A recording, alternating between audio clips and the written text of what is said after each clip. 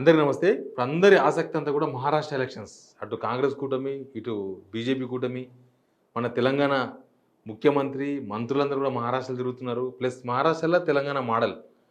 రోజు పేపర్ల నిండా ఇక్కడ 6 గ్యారెంటీలు అమలు చేసినామని, ఇక్కడ కులగణన చేస్తున్నారని ఇక్కడ గవర్నమెంట్ ఉంది కాబట్టి కాంగ్రెస్ వాళ్ళు అక్కడ అవన్నీ ప్రచారం చేసుకుంటున్నారు. మనం చూసినాం కదా, రేవంత్ రెడ్డి కూడా 6 గ్యారెంటీలు అమలు చేసినామని చెప్పేసిండు. బీజేపీ వాళ్ళు వాళ్ళ ప్రచారం వాళ్ళు చేస్తున్నారు. అసలు ఎట్లా ఉంటుంది అక్కడ ఎలక్షన్, ఎట్లా ఉండొచ్చు, గెలుపు ఓటములు? ఎందుకంటే అంతకుముందు ఎలక్షన్ జరిగినప్పుడు కాంగ్రెస్ గవర్నమెంట్, మధ్యలో బీజేపీ గవర్నమెంట్ వచ్చింది. ఏక్నాథ్ షిండే సీఎం అయ్యాడు. మనతో సీనియర్ జర్నలిస్ట్ సునీల్ రెడ్డి గారు ఉన్నారు. నమస్తే అన్న. ఏం చెప్తారు? మహారాష్ట్ర ఎలక్షన్స్ అంతా మన తెలంగాణ కన్నా ఇంట్రెస్ట్గా కనిపిస్తున్నాయి. ఎందుకంటే తెలంగాణలో అంతా ఆయన కనిపిస్తారు కాబట్టి అంత ఆసక్తికరంగా ఉంది. ఎట్లా ఉండొచ్చు? నైబర్ స్టేట్ కదా, నేచురల్ ఇంట్రెస్ట్ ఉంటుంది. కర్ణాటక అయినా, మహారాష్ట్ర అయినా, ఆంధ్రప్రదేశ్ అయినా, తమిళనాడు అయినా, ఇవి నైబర్ స్టేట్లు కాబట్టి మనకి ఇంట్రెస్ట్ ఉంటుంది. ఆ బార్డర్ అసెంబ్లీ సెగ్మెంట్లల్లో తెలుగు స్పీకింగ్ పీపుల్ ఉన్నారు మనకు, మహారాష్ట్ర బార్డర్ కాబట్టి అక్కడ ఆ ప్రభావం ఉంటుంది. అక్కడ ప్రచారానికి ఇక్కడి నుంచి నాయకులు పోతున్నారు. మనకు వాళ్ళకు నదీ జలాలకు సంబంధించినటువంటి అంశాలు ఉన్నాయి. సో న్యాచురల్గానే ఇంట్రెస్ట్ ఉంటుంది. ఇంకోటి, హర్యానా అసెంబ్లీ ఎన్నికల ఫలితాల తర్వాత మహారాష్ట్ర ఎన్నికలు ఏ విధంగా ఉంటాయనేటువంటి ఆసక్తి, ఉత్కంఠ ఇంకా ఎక్కువైంది. ఓకే, హర్యానాలో ఏమైంది, మీడియా అంచనాలన్నీ కూడా తలకిందులైనాయి, ఎగ్జిట్ పోల్స్తో సహా, ఒపీనియన్ పోల్స్, ఎగ్జిట్ పోల్స్తో సహా. ఇప్పుడు మహారాష్ట్రలో ఒపీనియన్ పోల్స్ ఏది గెలుస్తుందని చెప్పడానికి కొంత మంచి రాజకీయ పండితులే భయపడుతున్నారు. ఓకే, హర్యానా అనుభవం నేపథ్యంలో కూడా 90% కాంగ్రెస్ గెలుస్తుందని ఎగ్జిట్ పోల్స్ అంత పండితులంతా. బీజేపీ బయటపడింది. సరే, దానికి ఉండే కారణాలు దానికి మనం సబ్జెక్ట్ అది కాదు కదా. ఇక్కడ కూడా మహారాష్ట్రలో కూడా మ్యాట్రిజ్ అనేటువంటి సంస్థ జరిపినటువంటి సర్వేల్లో బీజేపీ కూటమి అంటే మహాయుతి, అంటే బీజేపీ తర్వాత ఏక్నాథ్ షిండే శివసేన, అజిత్ పవార్ ఎన్సీపీ, ఈ మూడు కలిసి ఒక కూటమి మహాయుతి. మనం బీజేపీ కూటమి అనేద్దాం. సో దీనికి ఎడ్జ్ ఉన్నది. 165 సీట్ల వరకు గెలవడానికి ఆస్కారం ఉంది, అధికారంలోకి వస్తుంది అనేటువంటిది వాళ్ళు ఇచ్చారు.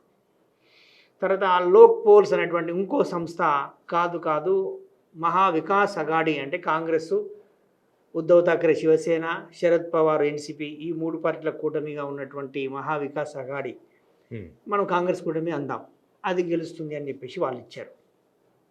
అంటే ఈ ఒపీనియన్ పోల్స్ని బట్టి క్లారిటీ లేదు అని అర్థమవుతుంది. ఓకే, సేమ్ కన్ఫ్యూజన్ ఉంది. సో అక్కడ ప్రాంతాల వారీగా 6 ప్రాంతాలు ఉన్నాయి, 6 జోన్లు ఉన్నాయి అక్కడ. సరే, ఆ జోన్ల వారీగా ఇప్పుడు కొంత అర్బన్ ఏరియాస్ లోపల బీజేపీ కూటమికి అనుకూలత ఉందని, గ్రామీణ ప్రాంతాల లోపల కాంగ్రెస్ కూటమికి అనుకూలంగా ఉంది అనేటువంటి విశ్లేషణలు మనం చూస్తున్నాం. లోక్సభ ఎన్నికల లోపల మొన్న ఏప్రిల్ మేలో మహారాష్ట్రలో చాలా దఫాలుగా జరిగిన ఏప్రిల్ మేలో జరిగినటువంటి లోక్సభ ఎన్నికల లోపల 48 లోక్సభ స్థానాలకు 30 కాంగ్రెస్ కూటమి గెలిచింది, 17 బీజేపీ కూటమి గెలిచింది, 1 ఇండిపెండెంట్ గెలిచాడు. కానీ ఓటు షేర్ విషయం వచ్చేసరికి పెద్ద తేడా లేదు, పాయింట్లలోనే తేడా ఉంది. 43 హర్యానాలో ఉన్నట్టు 43.73% కాంగ్రెస్ కూటమికి వస్తే 43.55% బీజేపీ కూటమికి వచ్చింది. మధ్యలో తేడా 0.2% తేడా మాత్రమే ఉంది, డిఫరెన్స్ ఎక్కువ ఉంది. సో ఇది లోక్సభ ఎన్నికల లోపల కాంగ్రెస్ కూటమికి ఎడ్జ్ ఉంది కదా, ఈసారి ఎట్లా ఉంటుంది అనేటువంటిది ఒక ఇంట్రెస్టింగ్ పాయింట్. అంటే ఎందుకుంది అక్కడ అంత ఎడ్జ్ ఎందుకుంది అంటే, బీజేపీ వాళ్ళు చేసినటువంటిది ఒక అత్యుత్సాహం. 400 పార్, అబ్కి బార్ 400 పార్, 400 సీట్లు ఈసారి అనేసరికి 400 సీట్లు ఎందుకు అనేటువంటి చర్చ దేశవ్యాప్తంగా జరిగింది. 400 సీట్లు బీజేపీకి వేస్తే మీరు రాజ్యాంగాన్ని మార్చేస్తారు, రిజర్వేషన్లు రద్దు అయిపోతాయని చెప్పేసి కాంగ్రెస్ పార్టీ ప్రచారం చేసింది. ఈ ప్రచారం ఉత్తరప్రదేశ్లో, మహారాష్ట్ర కొద్దిగా బలంగా పోయింది. దాంతో అక్కడ బీజేపీకి సీట్లు తగ్గినాయి. కానీ ఇప్పుడు ఎలక్షన్లు అయిపోయి 5 నెలలు దాటిపోయింది, రాజ్యాంగాన్ని మార్చేది లేదు, రిజర్వేషన్ రద్దు అయ్యేది లేదు. అది సాధ్యం కాదు కూడా. బీజేపీకి 400 సీట్లు వచ్చినా అది సాధ్యం కాదు, చెయ్యరు. అది బీజేపీ ఎజెండా కూడా కాదు. కానీ అందుకని వీళ్ళు దుష్ప్రచారము, తప్పుడు ప్రచారము అని చెప్పేసి చెప్పారు కదా. బీజేపీలో తప్పుడు ప్రచారం చేసి గెలిచినారు, దుష్ప్రచారం చేసి గెలిచారు అంటే రాజకీయాల్లో ఎత్తుగడలు ఉంటాయి. ఆ ఎత్తుగడల్లో ఇప్పుడు అది కేసులు కూడా అవుతున్నాయిగా. అవును, దానికి ఇక్కడ కూడా కేసు అయింది, సంబంధించిన అదంతానే ఉంది. సరే, ఆ పరిస్థితి ఇప్పుడు లేదు. ఉమ్, లోక్సభలో ఎన్నికలో ఉన్నటువంటి పరిస్థితి ఇప్పుడు లేదు. రాజ్యాంగాన్ని మార్చేస్తారనేటువంటి పరిస్థితి ఇప్పుడు లేదు. రిజర్వేషన్ రద్దు అవుతున్న పరిస్థితి లేదు. కాబట్టి ఈసారి లోక్సభ ఎన్నికల్లో కాంగ్రెస్ కూటమికి ఉన్నంత అనుకూలత ఇప్పుడు లేదు. కానీ వీళ్ళు ప్రభుత్వాన్ని పడగొట్టిండ్రు, లేకపోతే శివసేనను చీల్చిండ్రు, ఎన్సీపీని చీల్చారు, ఈ వ్యతిరేకత ఉంది బాగా. లోక్సభ ఎలక్షన్స్ అది కూడా పనిచేసింది అన్నారు కదా. లోక్సభ ఎన్నికల్లో అది పనిచేసింది అనేటువంటిది కాంగ్రెస్ కూటమి చెప్పుకున్నటువంటి వర్షన్ అది. ఓకే. బీజేపీ కూటమి చెప్పుకున్నటువంటి వర్షన్ ఏంటి అంటే మీరు తప్పుడు ప్రచారం చేశారు కాబట్టి అనేటువంటిది. ఉమ్, సో ఆ మాటకు వస్తే ఏకనాథ్ షిండే శివసేన పార్టీకి 1 సీటు గెలవద్దు. ఉమ్, మరి వాళ్ళు 7 సీట్లు గెలిచారు, పార్లమెంట్ సీట్లు. ఓకే. ఈ శివసేన, ఉద్ధవ్ ఠాక్రే శివసేన ఎన్ని సీట్లు పోటీ చేసి ఎన్ని సీట్లు గెలిచిందో ఉమ్, వాళ్ళు 21 సీట్లు పోటీ చేసి 9 సీట్లు గెలిచారు. ఉమ్, ఈయన 15 సీట్లు పోటీ చేసి 7 సీట్లు గెలిచారు. ఈక్వల్ స్ట్రైక్ రేట్ ఉన్నది. ఓకే. విజయావకాశాలు, వాళ్ళ strike rate, winnowing rate, strike rate ఈక్వల్గా ఉన్నాయి. శివసేన, ఉద్ధవ్ ఠాక్రే శివసేనకు, ఏకనాథ్ షిండే శివసేనకు ఈక్వల్గానే ఉన్నాయి. ఓకే. ఇక్కడ చీల్చారు. శివసేన పార్టీ హిందుత్వ ఐడియాలజీతో ఏర్పడ్డటువంటి పార్టీ. కాంగ్రెస్ తోటి ఏనాడు బాల ఠాక్రే అంటే ఆయన కాంగ్రెస్ తోటి కలవని కూడా ఒక వీడియో తిరుగుతుంది. అవును, వీడియో తిరుగుతుంది కదా. ఆ రోజు కలపాలి చూస్తే పార్టీ ఉండదా, నేను అంటే ఆ విధంగా కాంగ్రెస్ వ్యతిరేకత రాజకీయాలు, హిందుత్వ రాజకీయాలు తోటి శివసేన ఏర్పాటైంది. అలాంటి శివసేన కాంగ్రెస్తో కలవడం అంటే ఐడియాలజీని పనంగా పెట్టడమే. ఆ పని ఉద్ధవ్ ఠాక్రే చేశాడు. నేను ఐడియాలజీని పనంగా పెట్టలేదు, మాకు సహజ భాగస్వామి అయినటువంటి బీజేపీతోటే నేను ఉన్నాను అనేటువంటిది, అసలైన వారసుని నేనే, శివసేన బాల ఠాక్రే అసలైన వారసు ఏకనాథ్ షిండే చెప్తున్నాడు. శివసేన సాంప్రదాయ ఓటర్లు కూడా ఏకనాథ్ షిండే వాదనతోటే ఏకీభవిస్తున్నారు. న్యాచురల్గా అదే ఉంటుంది కదా, ఎందుకంటే ఆ పార్టీ ఎందుకు పుట్టింది ఏంది అనేటువంటిది, ఆ పార్టీకి ఉన్న అభిమానులంతా కూడా ఐడియాలజీ కోసమే ఉంటారు కదా. కాబట్టి ఆ విధంగా ఓన్ చేసుకుంటున్నారు. కానీ ఇది ఒక వాదన.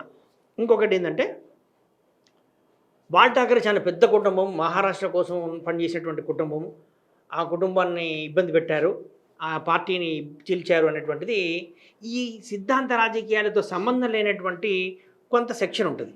ఆ సెక్షను కొంత సానుభూతి, ఉద్ధవ్ ఠాక్రే విషయంలో కొంత సానుభూతి ఉందనేటువంటిది ఉండొచ్చు, వాస్తవం. కానీ క్యాడర్ అంతా కూడా ఏకనాథ్ షిండేతోటే ఉంది. ఓకే. క్యాడర్ అంతా కూడా ఏకనాథ్ షిండేతోటే ఉంది. ఏకనాథ్ షిండే పర్ఫార్మెన్స్ కూడా బాగానే ఉంది. ఇప్పుడు అధికారంలోకి వచ్చిన తర్వాత వాళ్ళు లడ్కీ బహిన్ స్కీమ్ కింద పేద మహిళలకు వార్షిక ఆదాయం 2.5 లక్షల రూపాయలు ఉన్నటువంటి పేద మహిళలకు నెలకు 1,500 రూపాయలు ఇస్తున్నారు. ఇది బీజేపీ గవర్నమెంట్ మొన్న లోక్సభ ఎన్నికల తర్వాత నుంచి అమలు చేస్తున్నారు. ఇప్పటి వరకు వరుసగా ఇచ్చుకుంటూ పోతూనే ఉన్నారు. సుమారు 2.5 కోట్ల మహిళలకు ఆ బెనిఫిషియరీస్ ఉన్నారు. వాళ్ళంతా ఓటేస్తే ఆడ బీజేపీ కూడా గెలుస్తుంది. ఓకే. ఆ స్కీమ్ లబ్ధిదారులంతా, బెనిఫిషియరీస్ అంతా, లబ్ధిదారులంతా కనుక ఓటేసినట్టయితే బీజేపీ కూటమి గెలుస్తుంది. ఇది ఇప్పుడు కాంగ్రెస్ కూటమికి అక్కడ ఇబ్బందికరంగా ఉన్నది. వాళ్ళు కూడా ఇస్తామని చెప్పారు కదా, హామీ ఇచ్చారు కదా. వాళ్ళు హామీ 3,000 రూపాయలు ఇస్తాము అనేటువంటిది హామీ ఇచ్చారు. ఇక్కడ కూడా ఇచ్చారు, తెలంగాణలో కూడా ఇచ్చారు మహాలక్ష్మి స్కీమ్, కర్ణాటకలో కూడా గృహలక్ష్మి స్కీమ్. అక్కడ 2,000, కర్ణాటకలో ఏమో 2,000 రూపాయలు, ఇక్కడ 2,500, మహారాష్ట్రలో 3,000 రూపాయలు పెంచుకుంటూ పోయినరు. కర్ణాటకలో అమలు చేసారు, కానీ పూర్తి స్థాయిలో అమలు అయితే లేదు. ఇప్పుడు లోక్సభ ఎన్నికలు అప్పటి నుంచి తర్వాత ఇప్పుడంతా అది కొంత ఒడిదుడుకులకు లోన్ అవుతుంది, ఆ స్థాయిలో అమలు అయితే లేదు. ఇక తెలంగాణలో 11 ఏళ్ళు దాటింది, ఇప్పుడు వరకు అమలు లేదు. ఈ విషయాలన్నింటినీ కూడా బీజేపీ క్యాంపెయిన్ చేస్తుంది అక్కడ. కానీ వీళ్ళ క్యాంపెయిన్ ఎక్కువ ఉంది కదా, కాంగ్రెస్ క్యాంపెయిన్ రోజు పేపర్ యాడ్లు, లేకపోతే ముఖ్యమంత్రి మంత్రులంతా ఇక్కడ అధికారంలో ఉన్నది కనుక ప్రభావం చూపిస్తుంది ఏమన్నా ఇక్కడ తెలంగాణ మోడల్. ఇప్పుడు రైతు బంధు స్కీము వల్ల బీఆర్ఎస్ పార్టీ 2వ దఫా వన్ సైడ్ విక్టరీ కొట్టేసింది. ఎందుకు? బెనిఫిషరీస్, రైతులంతా బెనిఫిషరీస్. సాచ్యురేషన్ మోడ్లో ఆ స్కీమ్ను అమలు చేశారు కేసీఆర్ గవర్నమెంట్, కాబట్టి వేసేశారు. ఆ తర్వాత కొంత రైతు విషయంలో రుణమాఫీ పూర్తిగా అమలు చేయకపోవడం వల్ల కొంత ఇబ్బంది అయింది. రుణమాఫీ కనుక పూర్తి స్థాయిలో అమలు చేసి ఉంటే పరిస్థితులు వేరుగా ఉంటుండే. ఓకే. అప్పుడే బీఆర్ఎస్ కనుక రుణమాఫీని ఏదో విధంగా కనుక చేసినట్టయితే వేరుగా ఉంటుండే. సరే, ఇప్పుడు మనం మహారాష్ట్రకు వద్దాం. ఈ 3,000 రూపాయలు నెలకు ఇస్తా అనేటువంటి కాంగ్రెస్ నమ్ముతారా? ఆల్రెడీ 1,500 రూపాయలు ఇస్తున్నటువంటి బీజేపీ మళ్ళీ మేము గెలిస్తే 2,100 రూపాయలు చేస్తామంటున్నారు, వాళ్ళు దాన్ని పెంచుతామంటున్నారు, 600 ఇస్తామంటున్నారు. సో ఈ హామీని నమ్ముతారా అనేటువంటిది ఒక పాయింట్. రెండోది, అక్కడ కూడా నిరుద్యోగ వృత్తి మన తెలంగాణలో కాంగ్రెస్ పార్టీ హామీ ఇచ్చినట్టుగానే నిరుద్యోగ వృత్తి అక్కడ కూడా 4,000 ఇచ్చారు. మరి ఇక్కడ 11 నెలలు అవుతుంది, అమలు అయితే లేదు ఆడ. కానీ అట్లా నేను ఏమంటున్నా అంటే కర్ణాటకలో అమలు కాలేదు అని తెలంగాణలో కూడా ప్రచారం జరిగింది అప్పుడు ఎలక్షన్స్ ముందర. కానీ జనం కర్ణాటక నమ్మినరా, వీళ్ళు ఇస్తామని తెలంగాణలో ఇస్తామని నమ్మినరా కాంగ్రెస్ వాళ్ళు? ఇక్కడ అధికార వ్యతిరేకత అనేటువంటిదే కొంత పని చేసింది తెలంగాణలో. దాంతోపాటు ఆ హామీలు కూడా పనిచేసినాయి, హామీలు పనిచేయలేం లేదు. ఇప్పుడు అక్కడ కూడా అంటే కర్ణాటక, మరి హర్యానాలో ఎందుకు వర్కౌట్ కాలేదు? హర్యానాలో కూడా ఇచ్చారు కదా ఇటువంటి హామీలు. మరి హర్యానాలో కూడా రూలింగ్ గవర్నమెంటే మళ్ళీ గెలిచింది కదా మూడోసారి. మరి అంటే రాష్ట్రానికి వేరుగా ఉంటుంది. ఇవే హామీలు హర్యానాలో కూడా కాంగ్రెస్ పార్టీ ఇచ్చింది కదా ప్రీవియస్. మరి అక్కడ నమ్మలేదు. అక్కడ ఎప్పటి నుంచి అధికారంలో ఉన్నది? వాళ్ళు 10 సంవత్సరాలుగా అధికారంలో ఉన్నారు. ఇక్కడ మధ్యలో కాంగ్రెస్ గవర్నమెంట్ 2.5 ఏళ్ళు కాంగ్రెస్ గవర్నమెంట్ ఉంది. ఇక్కడ ఉద్ధవ్ థాకరే గవర్నమెంట్ 2.5 ఏళ్ళు ఉంది కదా. 2019 నవంబర్ నుంచి 2022 జూన్ వరకు ఉంది కదా. 2.5 సంవత్సరాలు ఉంది కదా. మరి ఇప్పుడు ఆ 2.5 సంవత్సరం వల్ల గవర్నమెంట్ని చూశారు. ఇప్పుడు ఈ గవర్నమెంట్ 2.5 సంవత్సరాలే. సో ఈ 2.5 సంవత్సరాల గవర్నమెంట్, ఆ 2.5 సంవత్సరాల పాలన, ఇదంతా బేరీజ్ అవుతాయి. ఇంకోటి అంతకుముందుకు కాంగ్రెస్ 15 సంవత్సరాలు ఉంటే అంతా అవినీతి పాలనే. అందుకనే వన్ సైడ్ కొట్టేసింది అక్కడ అప్పుడు 2014లో. 1999 నుంచి 2014 వరకు ఏకబిగిన 15 సంవత్సరాలు 3 టర్ములు కాంగ్రెస్ కూటమి, కాంగ్రెస్ ఎన్సీపీ కూటమి అక్కడ రాజ్యం వెళ్ళింది. అన్ని అవినీతి ఆరోపణలు, మనం అదేమి బిల్డింగ్ల స్కామ్ మహారాష్ట్రలో హౌసింగ్ బోర్డు, ఇటువంటి చాలా స్కామ్లు ఉన్నాయి ఆడ. అందుకనే ఓడిపోయింది. ఇప్పుడు కూడా మళ్ళీ కాంగ్రెస్ కూటమి ఇప్పుడు 2019లో కూడా బీజేపీ శివసేన కూటమికి మంచి మెజార్టీ వచ్చింది. కానీ ఉద్ధవ్ థాకరేకి ముఖ్యమంత్రి పదవి కావాలి అనే ఉద్దేశంతో ఉద్ధవ్ థాకరే చేసినటువంటి రాజకీయాల వల్ల ఆ పార్టీ కొద్దిగా డౌన్ అయిపోయింది. బీజేపీ పెరిగింది. బీజేపీకి 100 పైన సీట్లు వచ్చినాయి. ఈయన 50 పైన సీట్లతోటి ఉన్నది కనుక ఆయన నన్ను బీజేపీ తొక్కేస్తుంది అనేటువంటి ఆందోళనతోటి నాకు ముఖ్యమంత్రి కావాల్సిందని శివసేన కంటే డబల్ సీట్లు వచ్చినాయి. శివసేన 50 పైన వస్తాయి, వాళ్ళకి 100 పైన వచ్చినాయి. మరి ముఖ్యమంత్రి పదవి న్యాచురల్గా కదా. మరి దాన్ని ఆయన ఒప్పందాన్ని ఉల్లంఘించింది థాకరే. ఆయన గ్రీడినెస్ తోటి జరిగినటువంటి రాజకీయం. సరే, ఇప్పుడు 3 లక్షలు రుణమాఫీ చేస్తాం. మన దగ్గర 2 లక్షల వరకు రుణమాఫీ చేస్తున్నారు. ఇప్పుడు అక్కడ 3 లక్షలు అంటున్నారు. ఎట్లయినా సరే గెలవాలనుకుంటున్నారు. మరి ఇప్పుడు ఇక్కడ సగం మంది రైతులకు రుణమాఫీ ఎగ్గొట్టారు. ఇప్పుడు అది 3 లక్షలు అంటే మరి జనాలు నమ్ముతారా? ఈ రెబల్స్ కూడా ఎక్కువ ఉన్నట్టున్నారు ఈ కాంగ్రెస్ కూటమిలో. శివసేన పోటీ చేసిన దగ్గర కాంగ్రెస్ పోటీ చేసారు. శివసేన అంటే ఉద్ధవ్ థాకరే వాళ్ళది. కాంగ్రెస్ పోటీ చేసిన దగ్గర శివసేన ఉద్ధవ్ థాకరే వాళ్ళు పోటీ చేసి ఇదంతా నడుస్తుంది న్యాచురల్గా. అంటే 3 పార్టీల కూటమి. అసలు ఇంతకుముందుకున్న 3 పార్టీలు ఇప్పుడు 6 పార్టీలు అయినాయి. ఇప్పుడు అన్ని 1/2 అయినాయి. 2 పార్టీలు జాతీయ పార్టీలు అట్లాగే ఉన్నాయి, కానీ అటువంటి ప్రాంతీయ పార్టీలు 2 పార్టీలు 2 ముక్కలు అయినాయి కనుక. సో ఈ రకం ఇప్పుడు ఎన్సీపీ పార్టీ శరద్ పవార్ తోటి ఉన్నది, కానీ పొటెన్షియల్ లీడర్లు అజిత్ పవార్ వెంటున్నారు. 40 మంది ఎమ్మెల్యేలు, ఇంత డబ్బు ఉన్నటువంటి నాయకులతో పొటెన్షియల్ లీడర్లు అంతా కూడా అజిత్ పవార్ వెంటున్నారు. మరి అజిత్ పవార్ పార్టీకి మొన్న లోక్సభ ఎన్నికల్లో దెబ్బ పడ్డది. 4 సీట్లు పోటీ చేస్తే 1 సీటే గెలిచింది అనుకో. కానీ పొటెన్షియల్ లీడర్లు ఉన్నారు. ఆ పార్టీకి ఉన్న ఓటు అంతా కూడా కొంత ప్రో ముస్లిం ఓటు ఎన్సీపీది. ఇప్పుడు బీజేపీ తోటి పొత్తు పెట్టుకోవడం వల్ల ముస్లిం ఓటు అంతా కూడా ఎన్సీపీకి రావట్లేదు, శరద్ పవార్ వైపు పోతుంది. ఈ రకంగా అంటే ఎన్సీపీ సెక్యులర్ పార్టీ అనేటువంటి ఇమేజ్ ఉంది, కానీ అందులో నుంచి బయటకు వచ్చినటువంటి అజిత్ పవార్ బీజేపీ తోటి పొత్తు పెట్టుకున్నారు. ప్రో హిందుత్వ పార్టీ ఇమేజ్ ఉన్నటువంటి శివసేన, ఉద్ధవ్ ఠాక్రే కాంగ్రెస్తో పొత్తు పెట్టుకుంది. ఈ రకంగా ఐడియాలజికల్గా కొంత అయోమయమైనటువంటి పరిస్థితి ఉంది. సో ఇవన్నీ జనాలు ఏ విధంగా రిసీవ్ చేసుకుంటారు. ఇంకోటి అక్కడ నార్త్ మహారాష్ట్రలో 66 సీట్లు ఉన్నాయి. అక్కడ నెక్కే ఉంది, ఎవరికి ఇదిగా లేదు. ముంబై, తర్వాత థానే, కొంకన్, ఇక్కడ 36 సీట్లు ఉన్నాయి. ఇక్కడ బీజేపీకి అనుకూలంగా ఉంది. ఇక మరట్వాడ ఒక్కటి మాత్రమే బీజేపీ కొంత బలహీనంగా ఉంది. 56 సీట్లే ఉన్నట్టున్నాయి. అక్కడ కొంత మరట్వాడలో మన బార్డర్ ఎట్లా ఉండొచ్చు, మన తెలంగాణ మహారాష్ట్ర బార్డర్ బీజేపీకి కొంత అనుకూలంగా ఉంటుంది. మనం ఆదిలాబాద్లో బీజేపీ గెలిచింది కదా. అవును, పార్లమెంట్ సీట్ 13 కాన్స్టిట్యూన్సీలు వస్తాయి అంటున్నారు. నిజామాబాద్లో బీజేపీ గెలిచింది, ఆదిలాబాద్లో బీజేపీ గెలిచింది.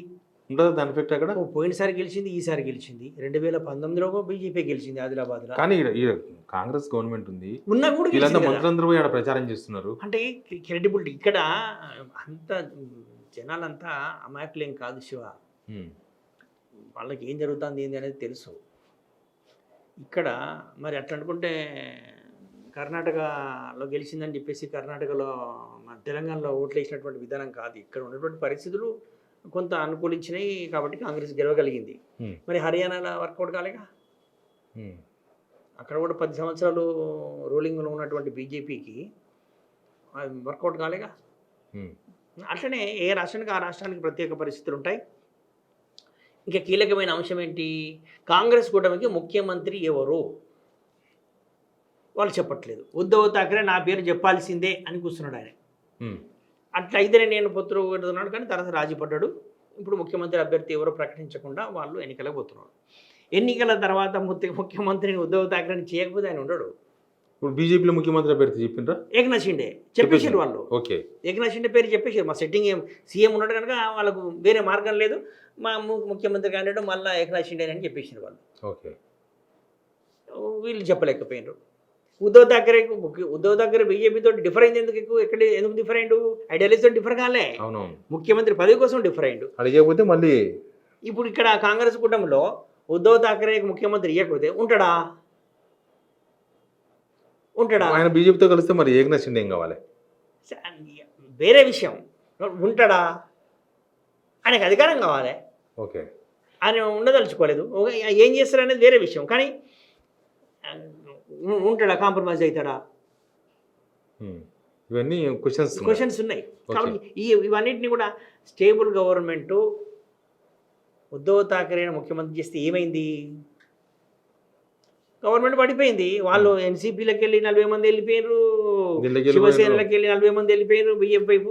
మరి అక్కడ స్టేబుల్ గవర్నమెంట్ ఎవరు ఇవ్వగలుగుతున్నారు? బీజేపీ కూటమి స్టేబుల్ గవర్నమెంట్ ఇవ్వగలుగుతుంది. మరి జనాలు ఇవన్నీ ఆలోచించరా? ఇంకొకటి, సరే అక్కడ రైతుల సమస్యలు, మరాఠవాడ రైతు ఆత్మహత్యలు, ఎవరు అధికారంలో ఉన్నా మహారాష్ట్రలో రైతు ఆత్మహత్యలు దేశంలో నెంబర్ 1 ఉంటాయి, హైయెస్ట్ ఉంటాయి. అది కాంగ్రెస్ రూలింగ్లో ఉన్న అట్లా ఉంటాయి, బీజేపీ రూలింగ్లో ఉన్న అట్లే ఉంటాయి. ఇప్పుడు మరాఠవాడలో రైతులు, మరాఠాలు అంతా కూడా వాళ్ళు మమ్మల్ని ఓబీసీలో కలపాలనేటువంటిది ఉంది. అది కొద్దిగా ఇదైపోయింది. అక్కడ అంశం ఉంది, అది కొద్దిగా బీజేపీకి ఇబ్బందికరంగానే ఉంది. తర్వాత ఉల్లి రైతులు, సోయాబీన్ రైతులు, వాళ్ళకు గిట్టుబాటు రాకపోయి ఇవన్నీ కొంత అధికార బీజేపీకి కొంత ఇబ్బందికరంగా ఉంది. అది కాంగ్రెస్ గవర్నమెంట్లో ఉన్నప్పుడు ఆ సమస్యలు ఉన్నాయి, ఇటు బీజేపీ గవర్నమెంట్ కూడా సమస్యలు ఉన్నాయి. అది పెద్దగా ఇంపాక్ట్ చూపిస్తామనుకోండి. అక్కడ లోకల్ ఉన్నటువంటి డైమెన్షన్స్, పొలిటికల్ డైమెన్షన్స్ని బట్టి ఆ రాజకీయాలు ఉండొచ్చు. కానీ లోక్సభ ఎన్నికల ఫలితాలు బీజేపీ కూటమికి ఉన్నటువంటి వ్యతిరేకత ఇప్పుడు అసెంబ్లీ ఎన్నికలకు కనపడట్లేదు. అప్పుడు ఉన్నటువంటి రాజ్యాంగాన్ని మార్చేస్తారు, రిజర్వేషన్లు రద్దు అవుతాయని చెప్పేసి దళిత్ సెక్షన్, బీసీ సెక్షన్ అంతా కూడా ఉన్నటువంటి ఆందోళన ఇప్పుడు లేదు. బీజేపీ పట్ల అప్పట్లో ఉన్నటువంటి వ్యతిరేకత ఇప్పుడు లేదు. ఇవాళ మహిళా ఓట్లు బీజేపీకి టిల్ట్ అవుతున్నాయి. మధ్యప్రదేశ్లో గెలిచింది, మళ్ళీ మహిళా ఓట్ల వల్లే గెలిచింది. ఈ స్కీమ్ను అక్కడనే ఫస్ట్ అమలు చేసారు, మహిళలకు డబ్బులు ఇవ్వడం స్కీమ్. అటువంటిది అదే స్కీమ్ ఇప్పుడు లడ్కీ బహిన్ స్కీము ఇక్కడ కూడా అమలు అవుతుంది. కనుక ఇది కొంత ఉమెన్ ఓటింగ్ కనుక బీజేపీకి అనుకూలంగా ఉన్నట్టయితే ఆ పార్టీకి తిరిగి అధికారం కట్టబెట్టడానికి ఆస్కారం ఉంది. చూద్దాం ఆచార్య, మహారాష్ట్ర ఎలక్షన్ చాలా ఇంట్రెస్ట్గా ఉన్నాయి. బట్ మహారాష్ట్రలో గెలుపోవడంలో దేశవ్యాప్త రాజకీయాలు చాలా ప్రభావం చూపిస్తాయి అంటున్నారు. చూద్దాం ఏం జరుగుతుందో. Please subscribe signal TV.